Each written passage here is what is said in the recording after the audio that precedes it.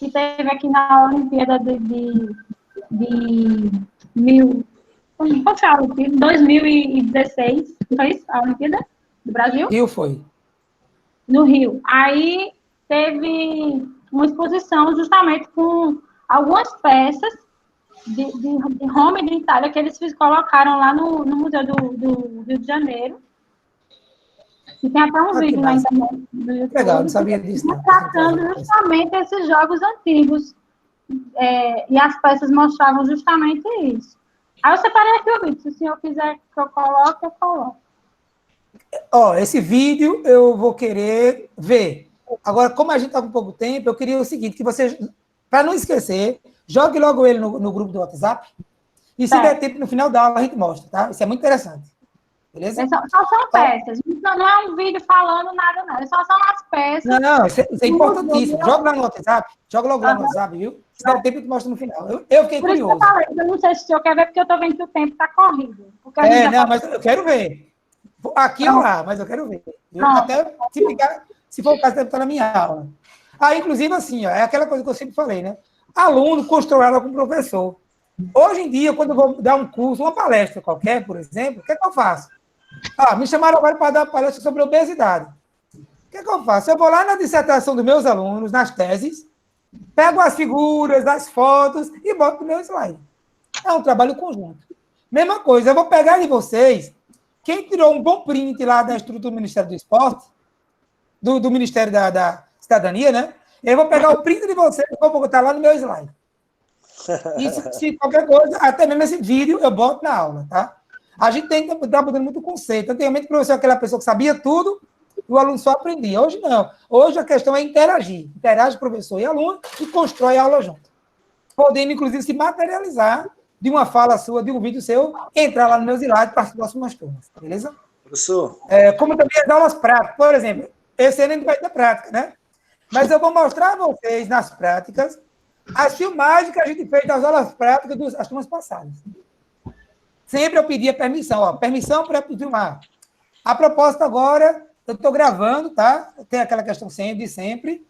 E eu queria saber do Éder, como é que ele está fazendo para controlar quem falou e quem não falou. Ô, professor. Porque as atividades que vão no cigarro, tá lá, né?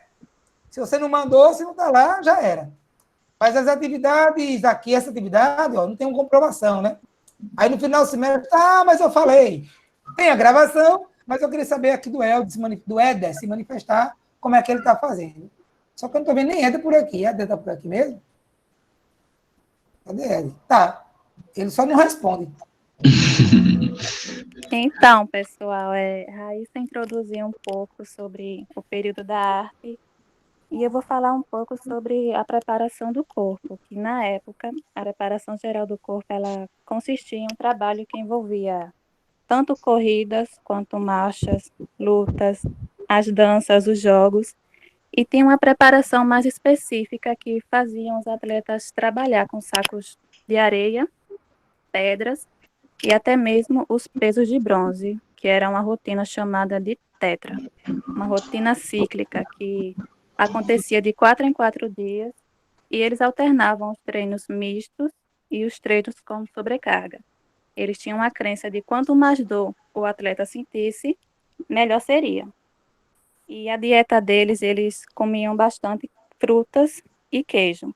Mas depois de um tempo, eles passaram a aderir à dieta Atkins, se eu não me engano, que era a base de carnes. Eles comiam bastante carnes mesmo. Professor, posso complementar? Beleza. Pode complementar. Olha, quem aqui estiver com um nome que não é o seu, avisa, tá? Porque eu não estou vendo o Éder por aqui, mas aí eu estou anotando aqui as pessoas que estão falando, viu? Então já falou Raíssa, já falou Sharon. Pode falar, alguém queria complementar. Sou eu. É só para complementar, que as meninas aí falaram bem organizadinho, mas que há 778 anos antes de Cristo que, vamos dizer assim, começou a ser, que a gente tem uma notificação, né, disso aí, para ficar o tempo que já faz, 2.900 e e poucos anos já, quase 2000 quase 3.000 anos já que tem, vamos dizer assim, essa marcação, né, de quando começou o treinamento físico. E uma coisa importantíssima que eu vi na sua apostila que ele fala da preparação psicológica do atleta, apoiado no sofrimento, porque eu entendo que hoje a gente tem a motivação do atleta, né? Antes eles faziam com que o cara sofresse bastante para que ele atingisse o clímax dele. Hoje a gente tem mais a motivação, mudou de nome, né? O sofrimento hoje mudou de nome, é motivação. Quanto mais está lá o professor motivando, o indivíduo ele consegue chegar no seu VO2 máximo e dar o gás, né? Só para complementar essa parte aí, que eu acho que é importante, o psicológico ele reflete bem o desempenho do atleta. Então, o que a gente vê assim, né, que a base do treino de hoje já era a base do treino passado, né? Que era gerar estresse físico, gerar estresse psicológico, e ele já pensava também na nutrição.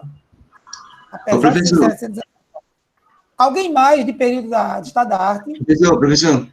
Sim. Falar. Estou só complementando aquela que Sharon falou sobre as tretas.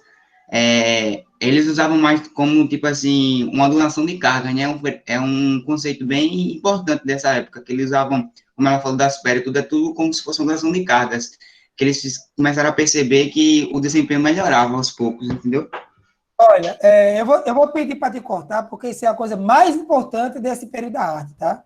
Curiosamente, ainda hoje, tem gente, tem preparador físico que não entendeu ainda que ondular as cargas, dia mais forte, dia mais fraco, é o grande segredo do treinamento. Ou seja, coisa que hoje em dia tem gente que não faz, os caras já faziam no passado. Exatamente. Quando ondula a carga mais pesada, para um conjunto de carga mais pesada dar um descanso, chamado de tetra, né? Por isso é chamado de tetra. Era um dia sim, um dia não. Hoje a gente chama isso de microciclo. Tá? Mas pode continuar. Eu queria só chamar a atenção de todo mundo, isso é a coisa mais importante do período da arte, viu? Eu vi isso no seu livro, sabe? Aí ele falou justamente que era isso, tem um dia de descanso e um dia de aumentar o peso, que justamente era isso que chamava de tetra. Eu só queria complementar o que a Vitória falou, que ela só citou, entendeu? Eu queria dizer o que era mais ou menos, entendeu? Isso. E ele chamava de tetra porque, assim, a gente pensa o treino como uma semana, né? Faz um bloco de uma semana, outro bloco de uma semana. E eles pensavam como um conjunto de 4 dias. Exatamente. Por isso o nome era tetra, tá? Na verdade, não era que ele descansasse um dia e treinava o outro. Ele modulava as cargas, né? Muito Digamos, na segunda... Isso. Na segunda ele treinava com a carga X, na terça uma carga 2X, aí na quarta uma carga meio X, a quinta uma carga 3X, aí tinha um repouso e na semana seguinte retornava o ciclo. Exatamente. Obrigado, Rafael. Tinha até esquecido.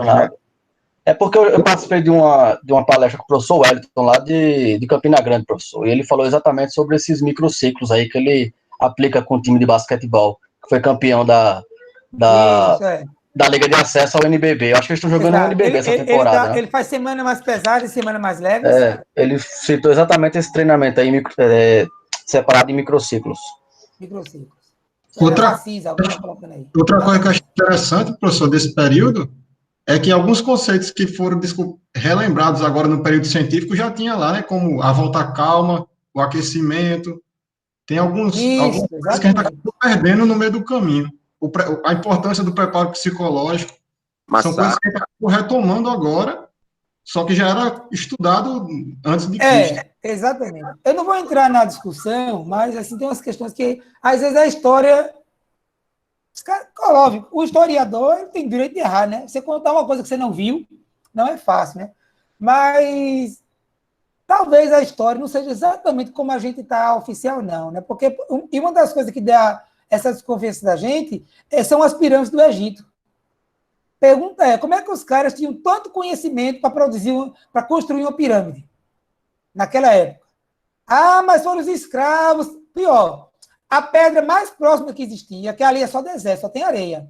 A pedra mais próxima que existe das pirâmides do Egito são a 200 quilômetros. Mas os escravos trouxeram as pedras. Tá, levou 200 anos para construir, beleza. Mas como é que os caras conseguiram construir? Hoje em dia, construir um prédio reto já não é fácil. Imagina uma pirâmide inclinada, para colocar aqueles andames para ir colocando. Ah, mas conseguiram. Tá. Note que as pedras da pirâmide são cortadas com altíssima perfeição. É como se você pegasse uma faca, pegasse uma barra de sabão e cortasse a barra de sabão. É lisinho. E mais, a montagem é feita sem cimento. É só encaixe das pedras uma na outra. Aí, se você disser que, do ponto de vista da engenharia, era possível fazer isso no passado, aí vem as perguntas. E por que que as pirâmides têm tantos dados astronômicos?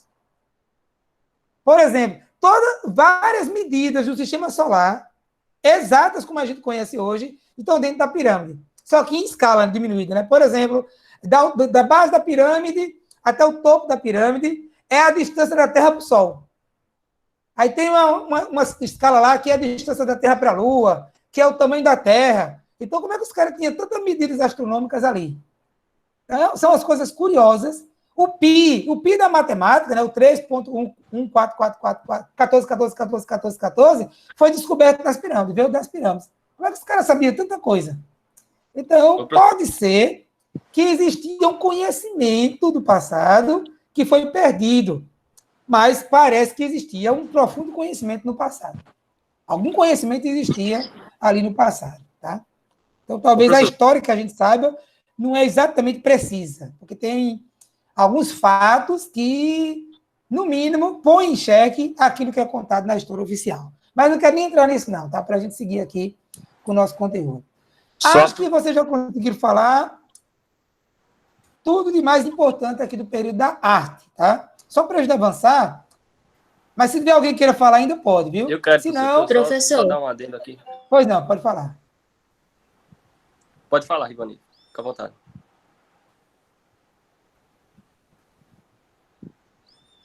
Rivani, acho que é Rivani que falar, né? Pode falar, Rivani.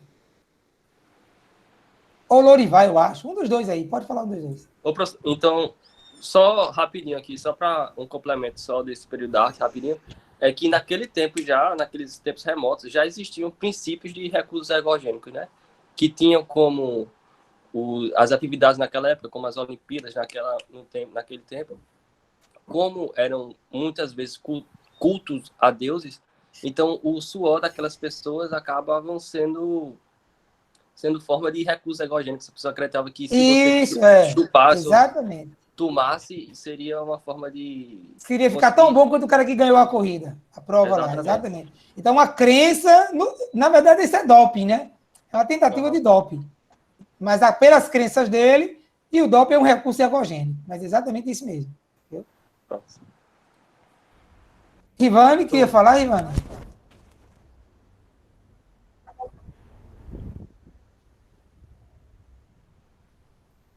Rivani parece que está falando, mas aí não está chegando nenhum som dela, pelo menos para mim.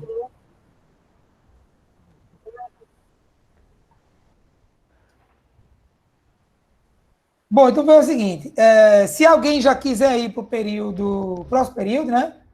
Agora sim, né? Aí acabou o esporte, né? O rei lá extinguiu o esporte. Aí, a partir da Idade Média, no Renascimento, na verdade, né? Na fase histórica do Renascimento, começou a surgir competições esportivas, né? Na Inglaterra, nos Estados Unidos, mas o esporte ganhou força mesmo a partir das Olimpíadas da Era Moderna. Então, aí a gente entra, então, no período da improvisação, que é quando o esporte ficou uma coisa muito popular, muita gente treinava, mas ninguém tinha a menor noção de como treinar. Então, vamos lá. O que é que vocês leram sobre esse período da improvisação? Professor, pode falar, Rafael.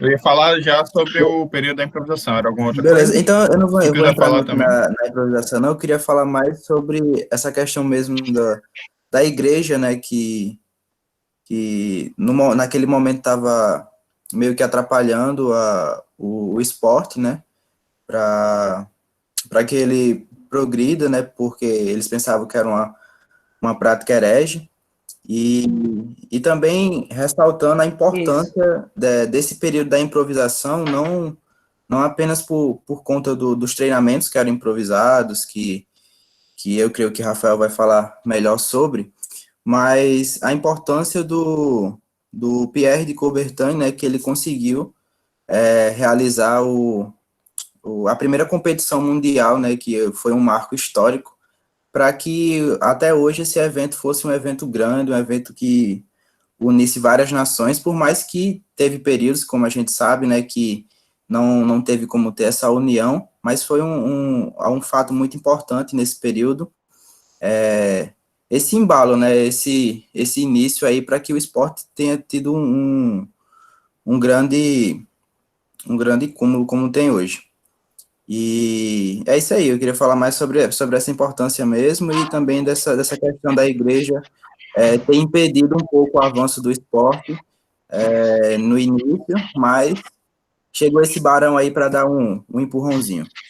Na verdade, ele se aproveitou. Professor, na verdade, ele se Só tem que lembrar o seguinte, né? A igreja. A igreja perdeu força, ele aproveitou a brecha que a igreja perdeu a força para poder introduzir o esporte. Aí tinha interesse por trás, não foi simplesmente ele quis fazer uma nova Olimpíada, não. Ele aproveitou a brecha da igreja para politicamente se fortalecer, acrescentando a Olimpíada. Isso. Exatamente, porque ideologia do bem é meio complicado. Olha, veja uma coisa importante, viu? Quando a igreja perdeu força, foi em 1600. E quando o Barão Pierre de Coubertin idealizou as Olimpíadas, foi em 1850, mais ou menos, ou seja, 200 anos depois. Então, na verdade, eu acho que o Barão Pierre, nem lembrava mais, não foi exatamente, ele não se aproveitou da brecha, né? Na verdade, o esporte já existia, já era uma coisa que já estava consolidada, só que algo muito espaçado. Aí ele juntou. Mas é porque no texto do senhor, e dá para entender isso, professor. Isso. Tranquilo, viu? Até pelo tempo, né? Pelo aspecto temporal, já dá para perceber claramente, né? Foi 200 anos depois, tá? É Manuela Almeida, é esse o nome? É, Manuela? Até o momento, sim. Tá, não, é porque eu estou anotando aqui o nome de quem está falando, tá? Já que Éder sumiu. Não, professor, desculpa a brincadeira. Não, tranquilo, sem problema. Uma menininha aí está tentando falar e não consegue, então ela pode digitar a fala dela, viu? Vamos lá, agora, período da improvisação. Aí começou a primeira Olimpíada da Era Moderna, 1896 até 1920. O que caracterizou esse período? Ninguém tinha conhecimento nenhum. Como você não tinha conhecimento, você copiava o treino do campeão. Nota coisa importante. Ainda hoje tem gente que faz isso. O leigo, por exemplo. O cara é um leigo, vai para uma academia, passa 2 anos treinando musculação, aí o cara contrata ele para ser professor da academia, ele vai fazer o que fizeram com ele. Ele não consegue fazer algo mais do que copiar o dos outros. Ou seja, se você não estudar, você vai só copiar o que fizeram com você, tá? Vamos lá, quem fala algo sobre esse período? Quem leu alguma coisa? Eu posso falar aqui. Eu acho que a maior diferença do período de improvisação para o período da arte é a questão que eles começaram a ver mais o microtreino. Eles não olhavam tanto o macrotreino. Certo dia eu vou treinar em tanta intensidade, no outro dia eu vou treinar com tanta intensidade. Eles olhavam muito o macrotreino. A partir do treinamento de improvisação, eles passaram a olhar um pouco mais o microtreino, ou seja, no próprio treino eu vou ter variações lógico que ele tinha uma forma, não tinha um método específico, até porque os conhecimentos biológicos deles eram poucos, né? Mas eles tentavam visualizar esse microtreino, essa parte de, eu vou treinar até meu rendimento máximo, depois eu vou me dar um descanso e treinar de novo até meu rendimento máximo. Beleza, agora, eu não li isso em algum lugar. Tu viu esse texto do microtreino aonde? Em que fonte? Deixa eu ver aqui, é num site. Deixa eu ver aqui. Site? Pronto, isso para mim é uma novidade, tá? Para mim o que marca muito o período da improvisação era a baixa qualidade do treino. Não, então, a qualidade do treino, como ele especificou aqui, não era boa, assim, comparados ao que era hoje. Agora, eles a parte que ele diz aqui no site, deixa eu até ver aqui. É a parte do treinamento fracionado que eles botaram aqui. Ah, tá, beleza. Isso é improvisação, né? Faz assim, ó, esse é um material que eu queria dar uma olhadinha, assim como o de Raíssa, que ela já... Eu queria que você pegasse esse link desse material e joga no grupo, tá? Até porque se foi de um site, a gente sempre sabe que tem que ver com desconfiança, né? Cabe a gente aqui... Você me lembrou uma coisa muito importante, tá? O bom desse tipo de aula é que a gente vai aprender a discutir com maturidade aquelas informações que estão disponíveis por aí. Por isso que eu acho legal que vocês tragam um material do meu livro, mas eu acho mais legal ainda que vocês tragam material de outros livros, de outras fontes, inclusive de internet. Porque quando a fonte é internet, a gente consegue aproveitar que nós, como profissionais da área, né, a gente tem que ter a capacidade de julgar a informação que recebe, entendeu?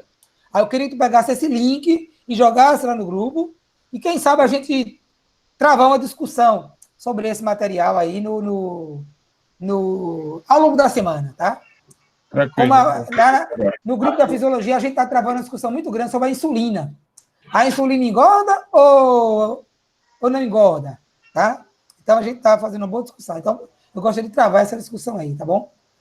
Professor, eu queria fazer uma sugestão, se fosse possível. Pois não, Mané. Pode falar. Porque tem umas duas amigas minhas que são mais tímidas, aí não conseguem interromper uma fala. Que às vezes eu sou mal educada, por causa disso, me perdoe aí. Mas aí, se a pessoa podia identificar no message que quer falar, eu só chamo a pessoa para falar, porque a pessoa, se for esperar a pessoa interromper, não vai interromper nunca. Posso sim, viu? Então, assim, na verdade, quando acabou o período da arte, eu perguntei, quem mais quer falar? Tá? Aí, nessa hora que eu perguntar quem mais quer falar, a pessoa diga eu, beleza? Aí eu digo, fala fulano, tá bom? Pode ser tranquilo, sem problema nenhum, viu? Final de cada bloco, eu pergunto, mas se quiser falar logo, avisa, quero falar, beleza? Que às vezes, aquilo que você quer falar é naquele momento, para não perder a sequência. Então, pode dizer aqui, antes eu disse que é uma boa aqui, eu estou acompanhando o chat, tá? Então, quem quiser falar, diz eu. E mesmo assim, no final, eu pergunto quem quer falar, beleza? Então, vamos lá. Ainda sobre a improvisação, quem tem mais algo a falar? Professor, só um detalhe aqui também falando, que naquele período que, como o senhor bem descreve no seu livro, tem, logo quando o esporte começa assim, a ser interrompido pelas autoridades locais, primeiro começa com aquele imperador, o rei, que eu não me lembro o nome agora, que o senhor fala lá no livro, e depois esse posicionamento é afirmado pela Igreja Católica, que por prudência, pelos esportes ainda estarem muito vinculados a cultos pagãos, a cultos de deuses, ela, por prudência, escolhe não fomentar, não incentivar aquilo. Mas, ao longo do tempo, com o incremento do feudalismo, com a queda da Idade Média, etc., a igreja, a partir dos seus santos, como São Tomás de Aquino, Hugo de São Vítor, ela reconhece que o esporte é algo muito importante, muito que deve sim ser fomentado e incentivado, com alguns papas, com até alguns papas realizando torneios de esporte, como, por exemplo, algumas corridas ali em torno de Roma e naquelas redondezas. E fica só esse detalhe também. Ai, cara, essa dos papos eu adorei. Se tu tiver a fonte para me dar, eu vou botar na minha aula. A fonte foi um professor da USP, eu acho que... Eita, manda que eu vou... Sobre... Pode mandar que eu vou botar na minha aula, adorei. Vou mandar para o seu lá. Muito legal. Aí o Zé Neto, durante a sua fala, o Zé Neto já disse que o nome do rei lá é Teodósio. Isso já é uma contribuição, tá? Já botei o nome aqui de Zé Neto. Se Zé Neto não falar mais nada, já ganhou o ponto, viu? Pronto, valeu, Zé Neto. À medida que vocês vão falando aqui, eu estou acompanhando o chat e estou acompanhando a fala. Então, o Zé Neto já deu... Não que o Zé Neto não possa mais falar, pode falar, viu? Mas se o Zé Neto não falar, já garantiu o ponto dele da aula, viu? Eu vou dar um enter aqui, tá? Que travou aqui. Pronto, porque ele... Aí já foi a lista aí de quem falou até o momento, viu? Aí vou botar outra lista daqui a pouco. Vamos lá. O que mais sobre o período da improvisação? Queria chamar a atenção disso aqui, tá? Ó. Como todo mundo treinava igual, quem ganhava a competição? Quem era geneticamente mais dotado. Diferente de hoje em dia, né? Que muitos países envolvem alta tecnologia e conseguem fazer o cara que não é tão bom ganhar. Ou seja, a ciência está determinando o sucesso esportivo. E não Professor, só, interrompendo o senhor em relação a essa parte da genética, que hoje em dia eles utilizam o termo até de atletas de laboratório, sabe que é uma pessoa que não tem uma capacidade física igual a alguém que está no topo, eles usam de recursos ergogênicos, tal, para que eles possam se igualar ao atleta, que o foco hoje não é mais vencer competições, né? O foco é quebrar recordes. Exato. Pelo que eu estava lendo. Claro que eu vou falar muito para vocês ao longo desse curso que o talento esportivo ele ainda é 70% genético, tá? Mas esses 30% aí é onde a ciência entra. Desses 30%, quem tem alta tecnologia consegue explorar os 30%. Quem não tem alta tecnologia só consegue explorar 10%. A ciência hoje define muito, tá?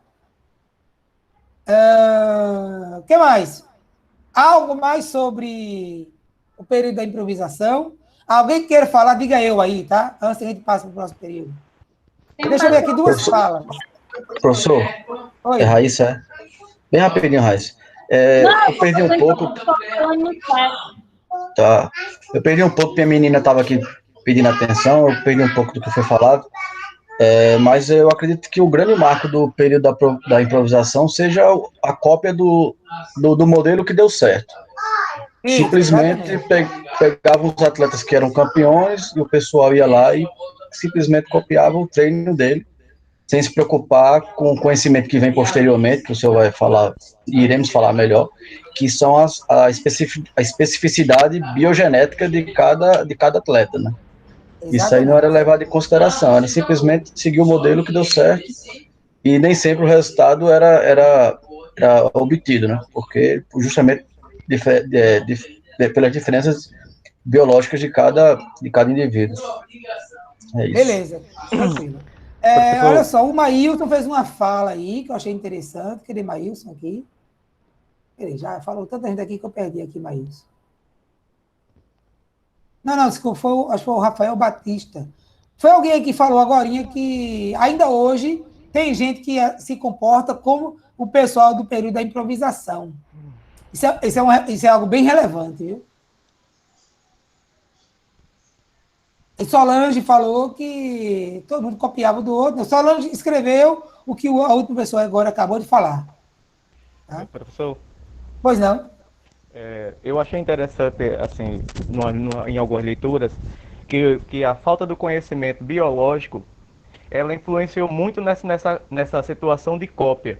Porque como eu não conhecia minha própria biologia, minha própria fisiologia, vamos dizer assim, era muito mais fácil, que não era fácil você copiar um atleta da época de ponta, né? O biologicamente e geneticamente, vamos dizer assim, um atleta de elite.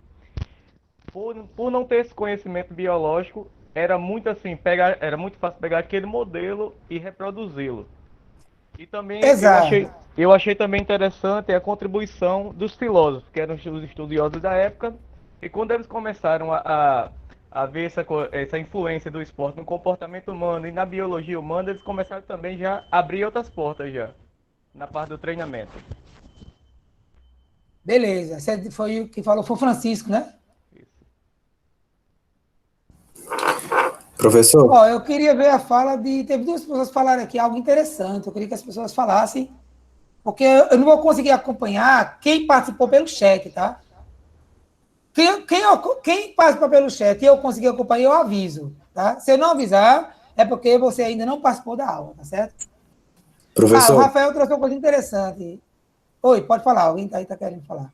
Não, era só para complementar essa questão do treinamento, no caso da cópia do treinamento, por conta que eu vivo muito no meio da musculação em academia e é o que a gente mais vê hoje em dia, são muitas pessoas querendo copiar o treino de outras para atingir o corpo que elas querem, né? No caso, eles sempre visam um corpo perfeito e às vezes tem um amigo, às vezes tem alguém que eles olham assim e tem um corpo mais evoluído que o dele, então eles chegam lá, conversam, querem o treino daquela pessoa, porque eles acham que treinando do jeito que ela treina, ela vai atingir aquele corpo. Porém, tem muitas outras coisas envolvidas, como a individualidade biológica, como também a alimentação, tem tudo uma coisa por trás, né? Então, hoje em dia, as pessoas ainda, muitas pessoas, elas fazem essa relação.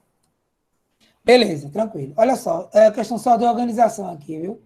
Algumas pessoas estão sem microfone. Então, eu vou fazer assim, ó. Para cada bloco, cada período da história, eu vou abrir um momento para as pessoas falarem, digitarem a sua... Se tiverem alguma fala daquele período, tá bom? Estou soltando aqui outro grupo de pessoas que falaram, tá bom?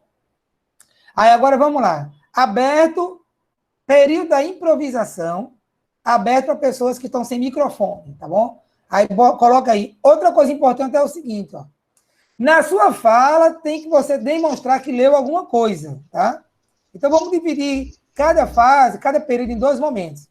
Aquilo em que vocês apresentam o que leram e depois o momento que a gente discute. A discussão não conta. O que conta para dizer que você ganhou ponto é você demonstrar que consultou alguma fonte bibliográfica, tá?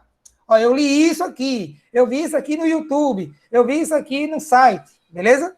Então, a gente vai estabelecer dessa maneira, tá bom? Primeiro, vamos usar as contribuições literárias e depois as nossas interpretações, tá? Por exemplo, e a interpretação é importante, né? Perceber que ainda hoje tem gente que copia treino do outro, em vez de prescrever treino individualmente para cada um, tá? Então, vamos lá, olha só aqui, ó. Juliana, ela falou antes no chat, que ela também está com problema no microfone. Se o senhor voltar a conversa aí no chat, o senhor vai ver antes de Sol, Ju falou. Pronto, ela está escrevendo. Tá aqui. Exato, Juliana Paiva. Quem falou pelo chat e o nome não apareceu ainda nessa minha mensagem, faz favor, copia e cola de novo. Tá? Que aí eu acompanho aqui agora. Paulo Barbosa. É higiene imaginar que reproduzir o treino do campeão vai levar o outro ser humano ao mesmo patamar, ignorando diferenças biológicas, culturais e materiais. Ele acha interessante destacar isso. Tá, beleza, tá? Veja só, até agora eu vou colocar qualquer intervenção de vocês, tá? Mas a partir do próximo período, precisa ser alguma coisa de leitura. Primeiro, leitura, que garante o ponto de vocês. E depois a gente vai para essa coisa que é importante, tá? Que é a interpretação daquilo que a gente está lendo, tá? Então, Paulo Barbosa, alguém chamando? Pode falar. Emanuele, pode falar, Emanuele. Essa que o Paulo Barbosa falou é justamente o que está no seu livro, que eles falam que eles copiavam os treinos e ignoravam as questões biológicas, como o Matheus Barbalho falou. Pronto, beleza. E justamente isso estava dizendo no livro que era impossível pensar que, no caso, os atletas não ficariam no mesmo patamar, entendeu? Nessa questão. Ignorando essas questões. Só isso mesmo. Beleza. Pronto. Ó, isso é importante, tá? Porque você falou, ó, isso está no livro, então você leu. Você está mostrando que leu, porque você localizou no livro a fala do Paulo. Mas a pontuação do Paulo já está garantida, viu? No próximo bloco, como é o primeiro dia, né? A gente vai fazendo ajustes, tá? Mas tranquilo. A ideia hoje é pontuar todo mundo mesmo, viu? Vamos lá. Alguém que copiou algum... Deixa eu botar aqui, ó, outra lista aqui de pessoas que já falaram, tá? Pode ser que eu esteja repetindo, não tem problema nenhum, tá? Que eu não vou lembrar quem falou e quem não falou. Olhando aí os meus chats, tem alguém que colocou alguma coisa aqui no chat e eu não percebi? Mas se você colocou, eu não percebi, mas você vai falar do próximo período, não precisa, tá? Porque basta uma fala sua que já garante a pontuação da aula, ok? Bom, então vamos lá. Aí, deixa eu começar a contar a história e vocês continuam, tá? Aí veio ali, a Olimpíada, a partir de 1920, uns caras começaram a pensar assim, olha, peraí, esse negócio está errado. O meu atleta é um velocista, 100 metros, por que ele passa o dia inteiro correndo? Numa velocidade baixa. Então, eles começaram a tentar botar os caras para correr de uma forma parecida com o treino. Isso quer dizer que eles tinham que correr numa velocidade maior. Ou, desculpa, eles treinar numa velocidade parecida com a competição. Isso quer dizer que eles tinham que correr numa velocidade maior. Só que para correr numa velocidade maior, o treino não podia ser tão longo assim. De fato, os treinos continuavam longos, mas agora os caras forçavam muito na intensidade do treinamento, tá bom? Aí o que aconteceu? Um grande avanço no desempenho dos caras. Os caras deram um salto de desempenho maravilhoso. Nas Olimpíadas de 24, 28, 32. E tanto é que atletas que ganharam muitas provas nesse período ficaram muito conhecidos e treinadores também ficaram muito conhecidos nesse período. Que é o que está aqui, mostrando aqui. O Pablo Numa bateu 22 recordes, ganhou 9 medalhas de ouro e 3 de prata, entre as Olimpíadas de 20 e as Olimpíadas de 32. Aí, essa mudança de treinamento, porque os caras começaram a pensar o treino, não era só copiar do outro, pensava algo diferente, gerou algo muito importante que até hoje ainda está valendo no treinamento, que são chamados métodos de treinamento. Tá? Então, vamos lá. Aí a pergunta agora é, o que é que vocês leram sobre esse assunto? Eu, professor. Pode começar a falar. Daniel. Pode falar. E aí, Daniel? Eu estou aqui com um site aqui da Universidade do Futebol que fala especificamente sobre essa parte que o senhor falou, né? De Paava Nurmi e também do sueco Boskolmer, que ele utilizava um sistema de trabalhos de corrida, utilizando tipo assim, ele vai correr na areia, mas a corrida é numa montanha, por exemplo. Então ele utilizava várias formas. Ele corria na areia da praia, ele corria no duro. Para quê? Para que ele conseguisse, em vários tipos de terreno, uma resistência melhor para quando ele fosse fazer a sua corrida, ele ter um melhor desempenho. Eu achei isso aqui importante.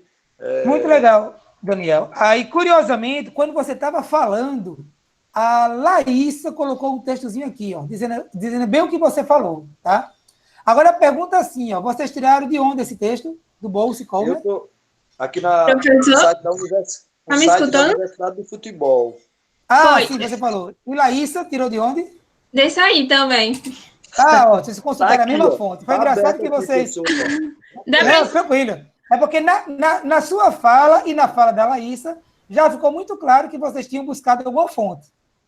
Como na hora que você começou a falar, Laísa já tinha digitado, não dá para dizer que um pegou do outro. Tá? Então, eu já marquei aqui os dois. Eu nem tá? tinha aberto o chat, eu abri depois que o senhor falou. Pronto. Aí o Melvin também falou alguma coisa aqui. Ó. Ele disse que no livro fala que mesmo antes do Barão Pedro de Coubertin chegar, manifestações esportivas, embora em menor escala, é uma fala, tá no livro, tá, o Melvin. Mas é uma fala do período anterior. Não quer dizer que você não merece o ponto, tá? Só que você devia ter falado lá no período anterior. Mas deixa eu colocar logo aqui o Melvin Arley, como já garantido a sua participação na aula de hoje. Beleza? E a Rivane complementa dizendo que os treinadores eram, em sua maioria, médicos, e a partir daí começou a pensar em organização e planejamento, mesmo sem conhecimento científico. Beleza. Então, a Rivane, eu vou para a Rivane aqui, mas eu acho que eu já tinha colocado o nome dela. Rivane Lima. Beleza. Aí, professor, foi nesse período aí, Adalberto, foi nesse período que surgiu, né, as escolas finlandesa e as escolas suecas de treinamento. E, possivelmente, isso, exatamente. E, possivelmente, foi o início do treino intervalado, né? Da intensidade aumentada e o descanso. E o descanso entre os tiros. Isso, exato. Perfeito. Aí, ou seja, né, os caras começaram a pensar o treino, não era só correr que nem os outros faziam, e começaram a criar métodos de treinamento. Aí veio o intervalado, aí veio a escola sueca, a escola escandinava, vieram várias escolas de treinamento esportivo, porque os caras... Alemã, criavam métodos e via que dava resultado e começavam a divulgar, a publicar. Ou seja, treinamento esportivo começou a ser uma coisa que precisa estudar. Note que ainda hoje tem muita gente, inclusive profissionais de educação física, que acha que não precisa estudar, basta fazer o que está vendo lá no YouTube. A grande importância da aula de hoje é a gente fazer uma reflexão intelectual. Tomando a ideia de Einstein, que o tempo não existe, Aí, o tempo é relativo. A pergunta é, a minha mentalidade hoje é de onde? É do século XXI ou é do século XIX, da improvisação? Ou é do século XX, da sistematização? Que eu até tento organizar os meus treinos, mas eu não entendo aquilo que eu estou fazendo. Onde é que você está? A grande pergunta é, aonde é que você está hoje, tá? Eu só não vou transformar isso numa tarefa, para vocês usarem um texto, porque é uma coisa muito pessoal, né? É eu saber, eu me reconhecer. Então, eu quero só que vocês se perguntem, aonde é que eu estou hoje? E se você estiver no período da improvisação, não tem problema não. Afinal de contas, vocês ainda estão no 4º período do curso.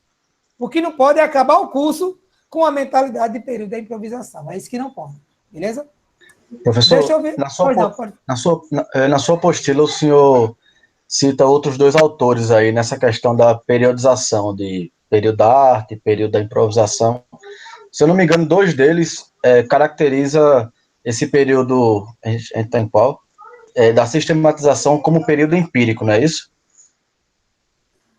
Exatamente. Porque dependendo do autor, eles mudam um pouquinho o nome do período, beleza? Porque, assim, acho que o nome sistematização dá a entender de que foi sistematizado a partir de um conhecimento científico prévio.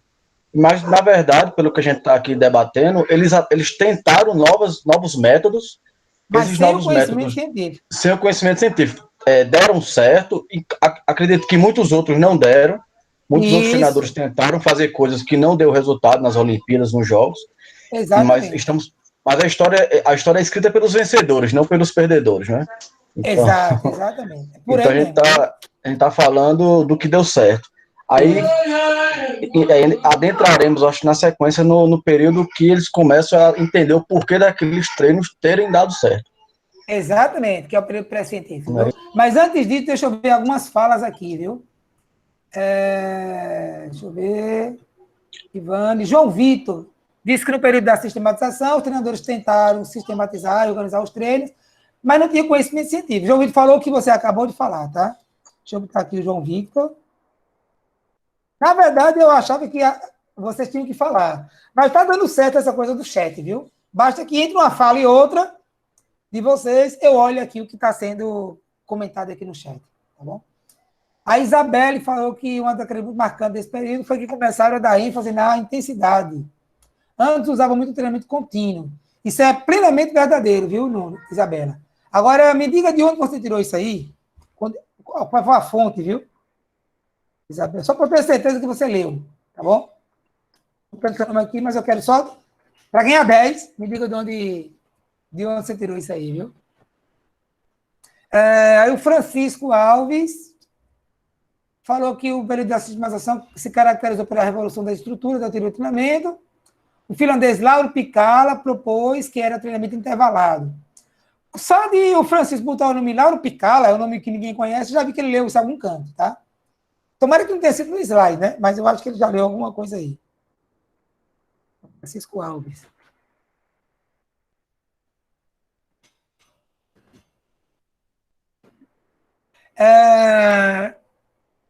Aí a Manuela já falou, eu lembro que eu anotei o nome dela. Beleza, deixa eu ver aqui, Rivane, professor. Daniel botou meu bebê, não entendi nada. A Isabel disse que eu na apostila. Rivane falou foi no site. Beleza, tranquilo. Emanuel, ninguém falou no cara mais importante do interval training. Quem é o cara mais importante que foi o cara que mais popularizou o interval training? Até hoje, né? Interval training é a moda, né? Pra você ter ideia, o último grande conhecimento que surgiu na ciência moderna foi o HIIT, né? Que é o High Intensity Interval Training. Os caras começaram a mostrar que HIIT emagrece igual ao contínuo, que melhora a glicemia igual ao contínuo. Note que não é novidade nenhuma. A única coisa que acontece é que os caras pegaram o interval training do passado e trouxeram agora para a saúde. Mas o interval training era coisa do período da sistematização. Mas ninguém falou, finalmente, Emil Zatopek, exatamente. Emil Zatopek foi um cara, ele tinha pavor a perder, tá aqui, ó, ele mereceu aqui, ó, tá vendo? Ele mereceu foto na minha aula. Ele tinha pavor de perder, ele tinha desespero de perder, E ele ganhou 105 corridas seguidas, sem perder para ninguém. Como a base do treinamento dele era o treinamento intervalado, o treinamento intervalado ficou altamente famoso. E até hoje, todo atleta que quer ser bom tem que fazer treino intervalado. Se não fizer treino intervalado, o desempenho dele não vai ao máximo. Tá? Ô, professor. E o cara que, como atleta, foi Emil Zatopek, está aqui a foto dele. E como treinador, foi um cara que ganhou estátua. Olha que estátua interessante. Ó. Foi o Lauro Picala, tá? E olha a coisa mais interessante. Ele fez vários atletas mundiais. E olha o que é a estátua dele. Merecia botar na frente do curso de educação física. É um sujeito, treinador, estudando, com um livro na mão. Isso vale para aquele povo que acha que a educação física não precisa estudar. Então, isso merecia essa estátua. Se eu pudesse, eu colocaria essa estátua, eu fazia uma réplica dessa estátua lá do Picala, na frente do Departamento de Educação Física, para avisar a educadores físicos e demais alunos e professores da universidade inteira que a educação física também se estuda. Então, essa foto é emblemática, né? Do Lauro, vou até aumentar aqui, ó. A foto dele é ele estudando, lendo, fazendo anotações, tá? Dizendo assim, ó, o cara que conseguiu grandes avanços no treinamento físico, estudando treinamento esportivo. Essa é a ideia, tá? Alguém pediu a fala. Foi eu, professor. Era só para perguntar se esse corredor aí, é ele que era conhecido como locomotiva humana, né? Exatamente, tá? Sabe qual eu pedi a vocês? Tem muitos links de YouTube com ele. Se alguém quiser aí, tempo livre, se divertir um pouquinho, faz que nem a menininha que vai colocar as fotos, as imagens das fotos antigas, tá? Que teve na exposição do Rio de Janeiro, da Olimpíada. Se alguém achar um bom material, um YouTube aí de Emil Zatopek, tem muitos documentários dele. Bota aí, tá? Tem imagem dele correndo, tá? A história dele. Manda o link aí pra gente no grupo. O sentido do grupo é esse, tá? É fazer a gente ficar prolongando a aula. Ou seja, discutindo, trocando ideia lá no WhatsApp. Tá? Isso deixa a disciplina muito mais eficiente. A gente aumenta muito a eficácia de aprendizado da disciplina. Aí, quando eu for dar 10 para todo mundo, eu vou dar um 10 muito feliz, porque eu estou vendo que todo mundo se envolveu com a disciplina. Já que o primeiro semestre, né, primeiro estágio, é baseado somente na frequência e na participação de vocês, tá? É bem desse jeito que eu gosto, que eu quero tocar essa disciplina, beleza? Bem participativa. Então, tem o Francisco aqui, já falou. O Adalberto Gomes, eu não sei se... já botei o nome dele aqui. Então, tá aqui, ó. A leva das pessoas que falaram por última hora, tá? Ou que falaram que eu li aqui no chat. Se alguém não viu seu nome, mas falou, vocês podem repetir a fala ou copiar e colar o texto, tá? Aí eu leio, discuto com vocês e boto seu nome aqui.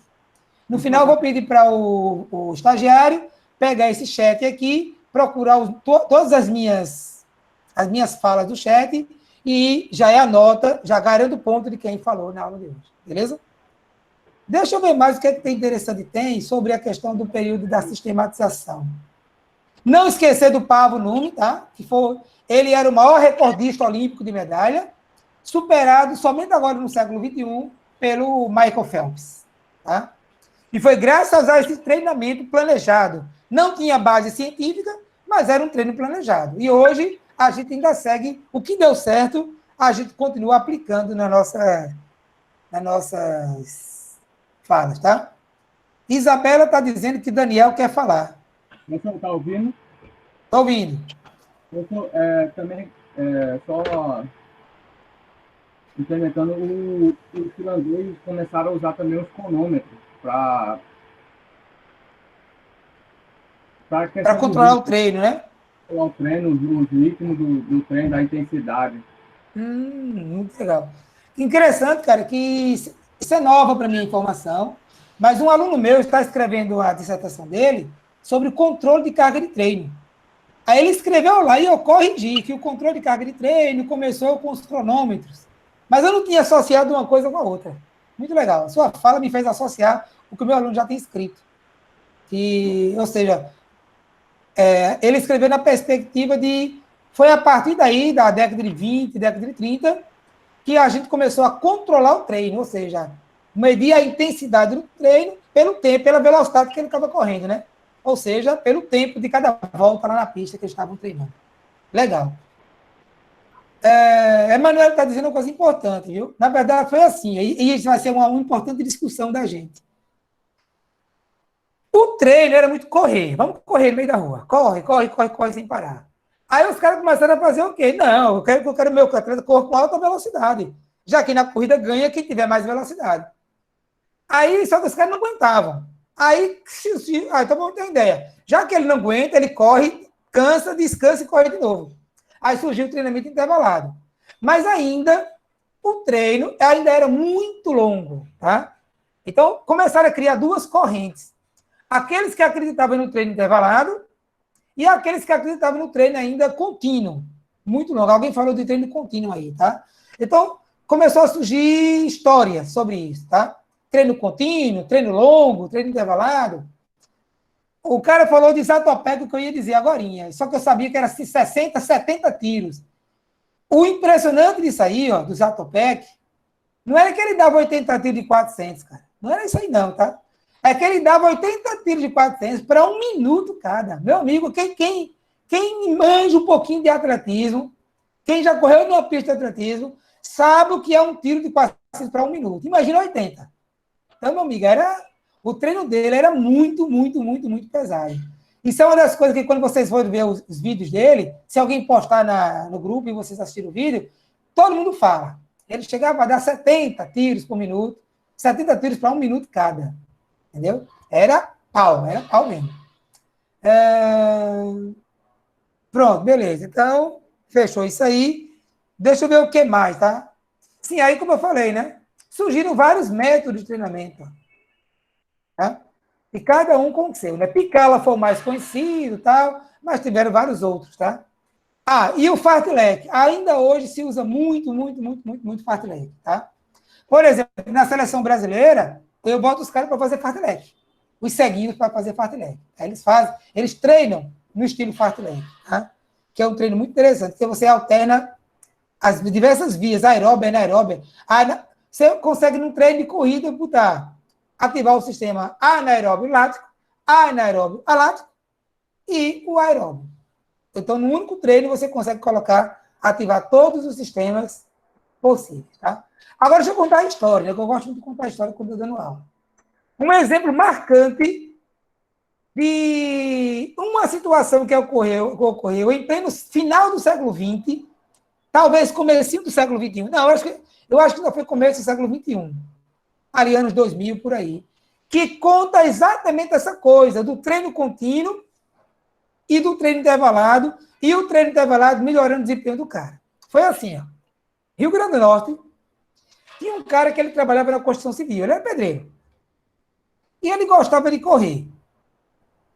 Então, o que era o treino dele? Ele todo dia ia correndo para o trabalho e todo dia voltava para o trabalho. Se naquele período o trabalho dele de pedreiro estava perto de casa, aí ele fazia uma esticada no treino dele, tá? No percurso.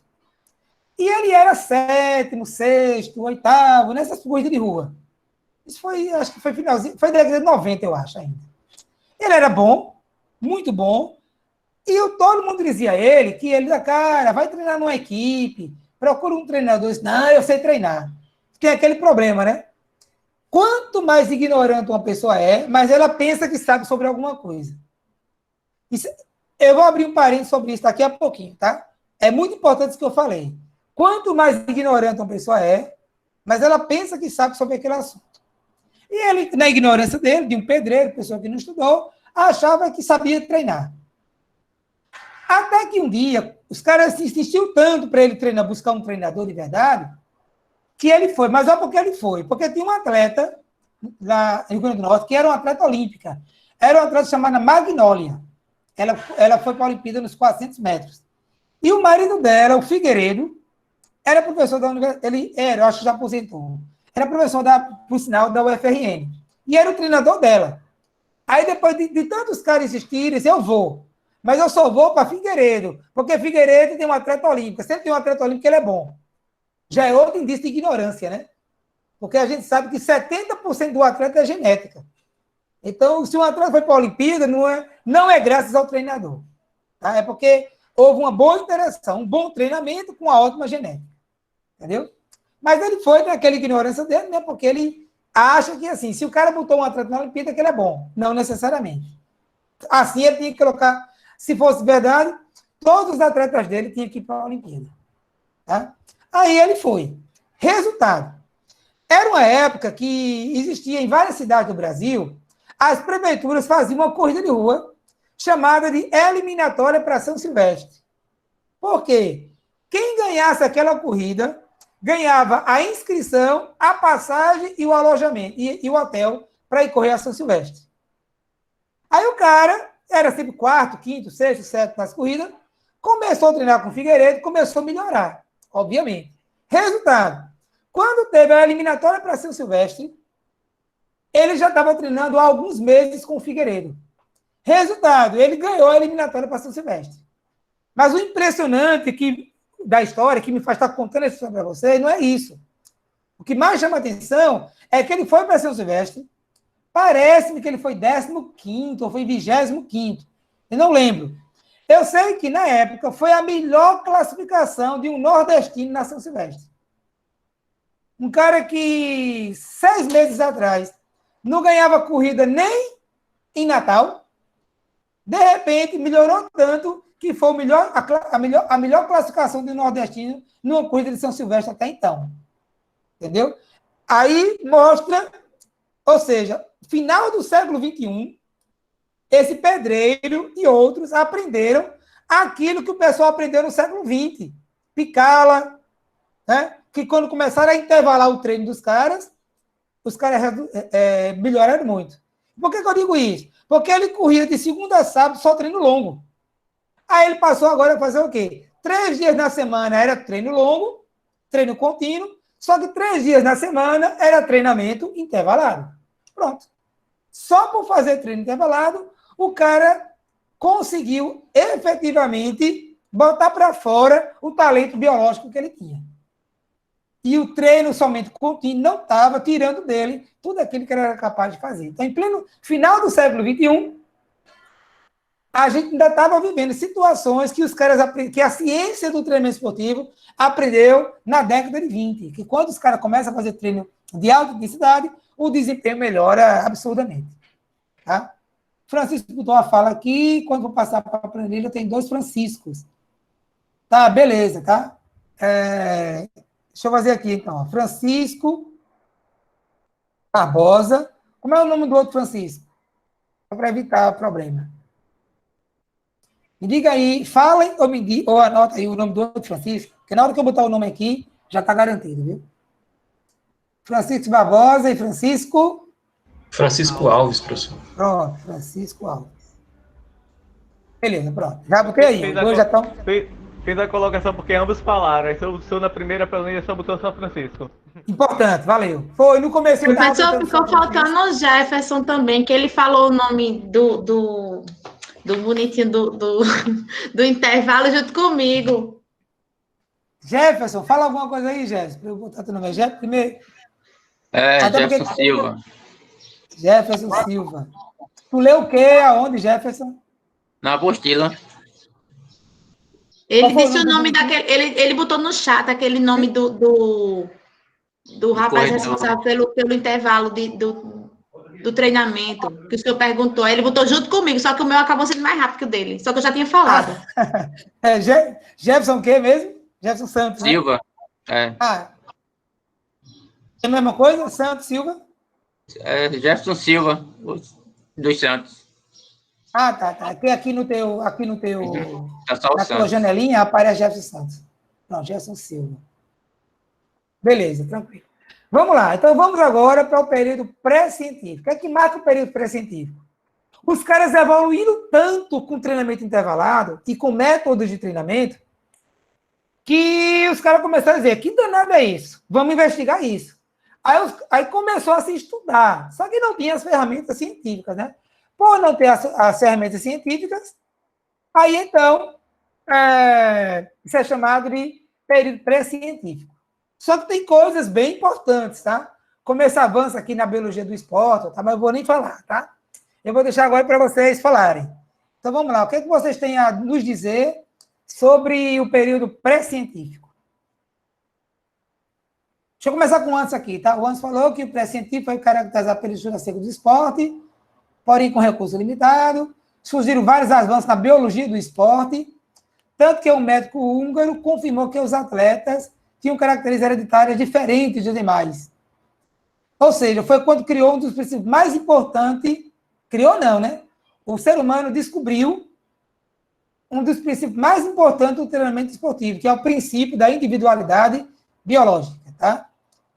Eu acho que o Anderson, eu já botei o nome dele, tá? Vou colocar de novo aqui, beleza? Importante, viu? Quem não falou, fale, viu? E a prioridade é de quem não falou, tá bom? Para garantir, não, garanta esse pontinho de vocês aí. Sempre demonstrando que teve leitura. Eu li aqui, foi de material tal. Tá. Cuidado para não falar coisa só do slide, tá? Mostre texto na fala. E aí, quem quer falar alguma coisa? Pois não, pode falar. Pode falar um pouco? Pode falar tudo. Então, devido a esse período, entendeu? Ser um período pós-guerra, tem essa escassez aí, como o Anderson falou, dos recursos e tudo mais. E aí o Voldemar, vou só chamar isso, porque eu não sei falar o resto do nome, ele começa, né, com essa volta dos treinos às pistas. Ele inclui algumas corridas, ele inclui esse treinamento específico, por exemplo, corridas curtas e longas alternadamente, sessões mais curtas de trabalho, e no geral era isso, né? Ótimo, cara, tu fez uma associação muito legal, que não está no meu material, que é essa questão do período pós-guerra. Tu leu aonde? Eu li no... Deixa eu ver aqui. Pronto. Dos boleiros. Beleza. É interessante. Eu não li, tá? Não tenho referência sobre isso, mas é interessante mesmo, porque no pós-guerra eles tinham menos tempo de treinar, menos espaço para treinar. Aí começaram a investir em treinamentos mais curtos. Hoje a gente sabe que treinamento muito curto e altamente intenso são muito mais interessantes, né? Por exemplo, times da Europa de futebol só treinam uma vez por dia e o treino dura coisa de 1 hora. Não mais, e acabou. E a gente vê, né, o alto desempenho físico que é hoje em dia o futebol europeu, tá? Uma coisa interessante também. Pois não, pode falar. Uma coisa interessante também é que ele também foi o cara que propôs os treinos perto das competições, entendeu? Então, tinha essa especificidade da questão de colocar treinos também perto das competições. Só que não era aqueles treinos tão desgastantes. E com isso, os atletas tinham maior especificidade de acordo com a prova. Muito legal. Também não sabia disso, não, viu? Essa fonte que você leu tem informações que eu não tinha, tá?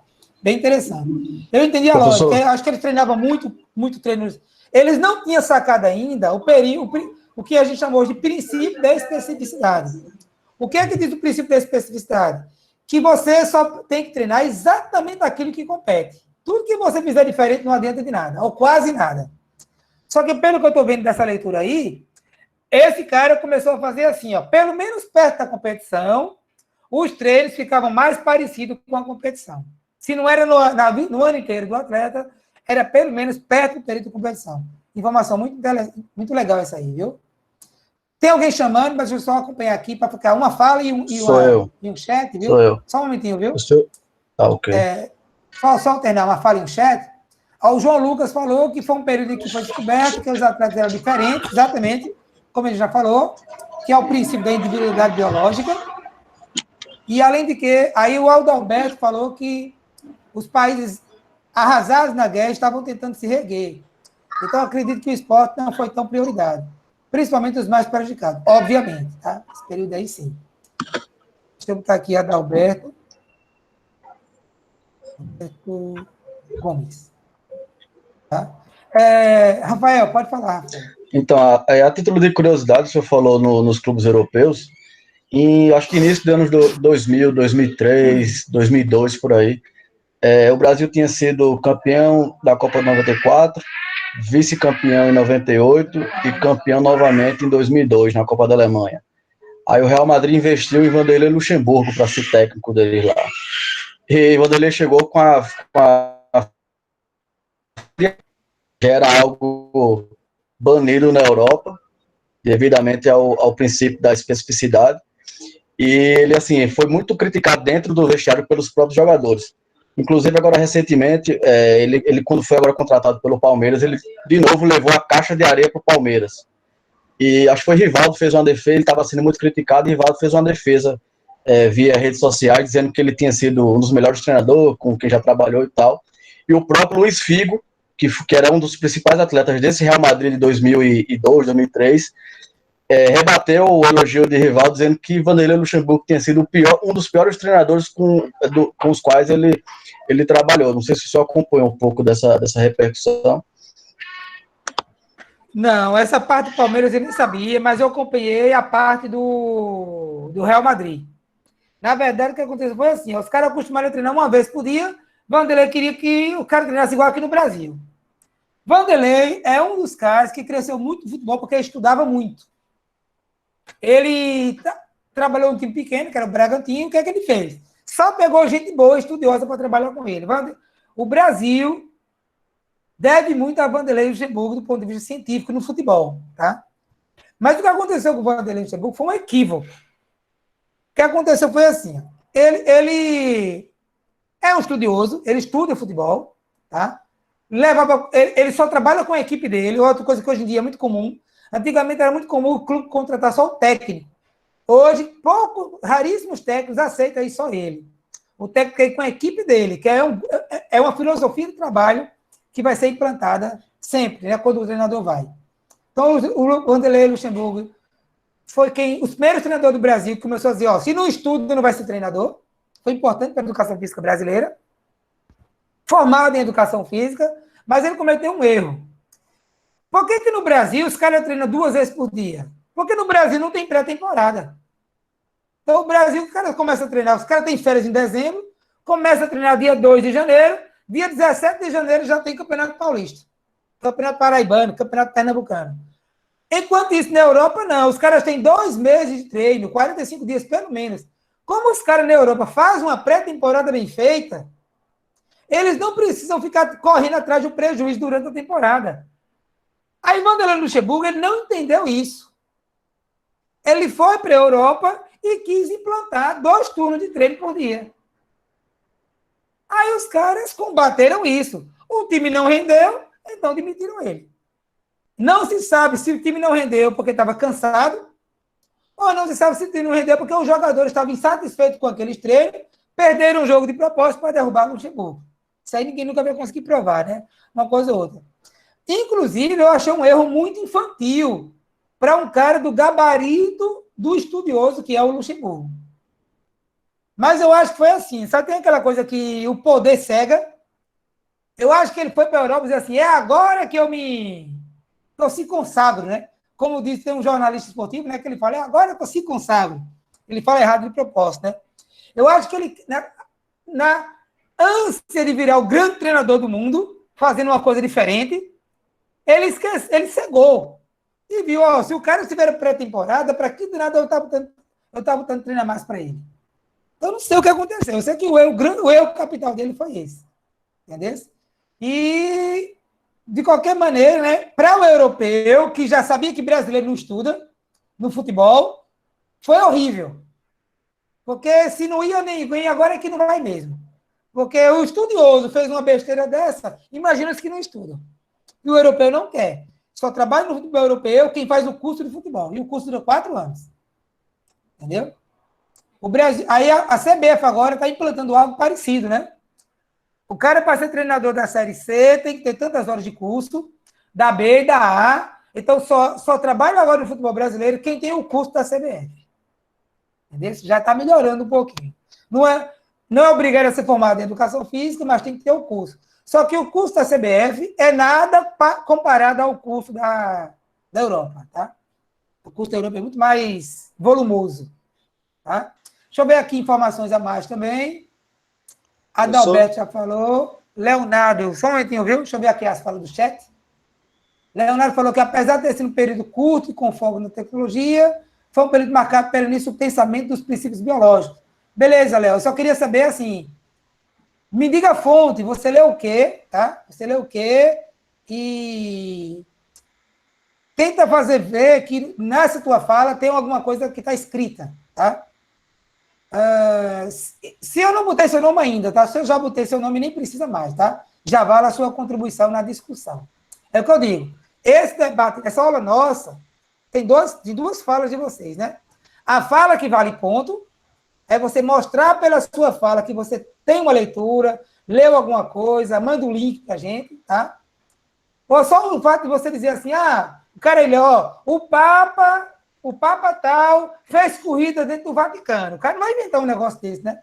O cara tem que ser um mentiroso de alta categoria para criar uma história dessa, entendeu? Tem leitura aí nesse negócio que ele fez, nessa fala dele. E as outras falas, não, são falas de opinião, de enriquecer a informação, tá? Então, tem gente aqui que já falou umas 5, 6 vezes. Já ganhou a nota na primeira. Não vai ganhar 2 notas, vai ganhar uma só. Mas é um cara que gosta de participar e, obviamente, quem gosta de participar, a gente vai estimular. Tá certo? Aí o Fernando falou aqui que esse período teve grande contribuição na criação do treinamento intervalado, realizado por Tony Neto, exatamente. Tony Neto foi um dos caras que contribuiu bastante para o treinamento intervalado, juntamente com o técnico, o Checo, que eu nem sabia esse nome aqui. Esse aqui eu nem está no meu slide nem eu conhecia. Então, esse aqui, Fernando leu. Tá? Tem uma leitura aí. Ele foi buscar isso em algum canto. Então, Fernando Ferreira. Aí. Deixa eu só... Fernando Ferreira. Aí tem alguém querendo falar. Pode falar. Eu. Professor, essa parte aí pode falar. Do Kessenbach, que tem também aqui na Universidade do Futebol, esse site que eu lhe falei.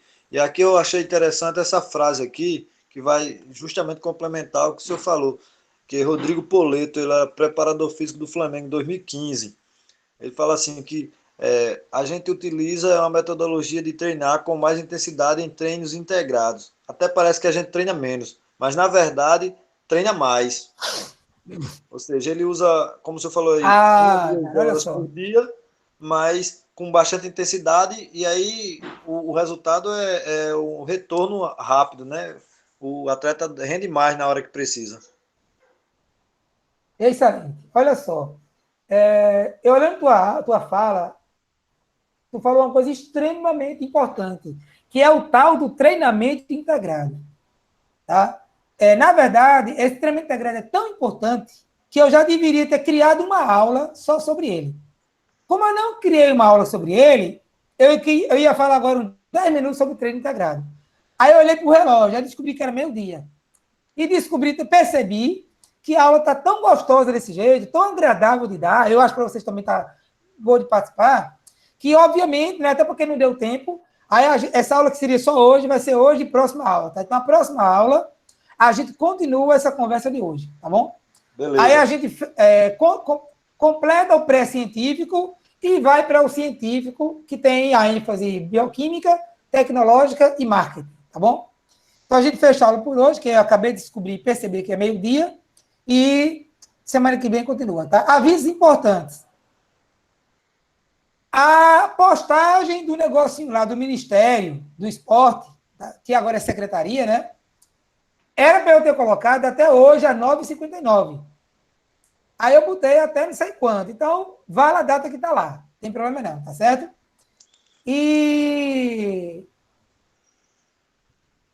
Não, eram 2 tarefas. As 2 eram para hoje, às 9h59.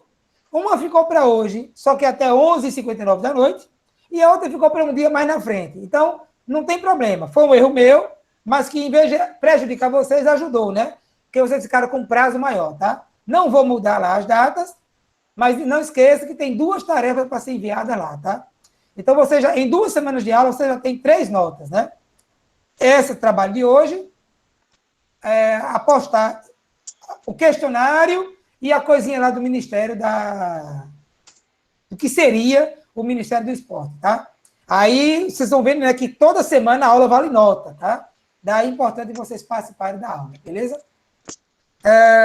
Bom, então é isso. Por hoje é isso aí. Não havendo mais alguma dúvida urgente, a gente continua com a nossa conversa na próxima segunda-feira, beleza? Valeu. E até lá. E aqui o nome de quem falou por último agora, tá? Isso, então, quem está aqui... Pronto, quem está aqui... Daniel Martins e Daniel Jorge. Porque eu sou o Daniel Jorge, Daniel Martins também falou. Inclusive, ele colocou aí para o senhor...